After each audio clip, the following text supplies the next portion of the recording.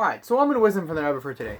So when the Rebbe was living in France, at the time the Germans in Machshmam tried to invade France. And at the time, France was a lot more successful looking. They were a lot more fortified and they had a lot more things to be able to keep them safe. Most of the Germans weren't doing so well in the way they looked like in the fortifications.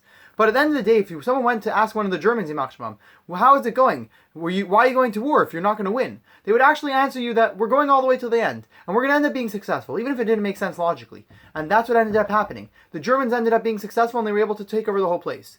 The same is true when the Yidden went to Eretz Yisrael, that at the time the English were there. But miraculously the English left and the Jews were able to form a government, and the government has been successful for a lot of years. At the time, if you would have asked even some Jewish people, would it make sense that you'd be able to make a whole government over there? They wouldn't be so certain. But at the end of the day, thank God, that's the way things worked out. Because the whole world doesn't really work logically. It doesn't work the way you think things are going to go necessarily. Things go much higher than that. And the same is true when it comes to spreading chassidus. People have different questions. Is it a good idea to learn chassidus? Is it not a good idea to learn chassidus? Is it right or wrong? At the end of the day, you can use the logic. There's no point in getting to debates like there was in previous years. Stop debating. Look at the facts. What did chassidus accomplish in the world? A lot of people are learning chassidus, and a lot of people are coming more close to Judaism and caring more about God through chassidus. So it's important to invest in learning chassidus. In the previous generations, they might have been able to survive for many years without learning chassidus. In our generation, it doesn't work. You need to be able to learn chassidus to be able to be invested in serving Hashem. And that's the only way to do it. So when someone throws himself in, even if it doesn't make sense logically, you make sure to spread chassidus to everybody that you know. That will help spread chassidus, which will cause it. Godliness will be able to be a real thing. So it's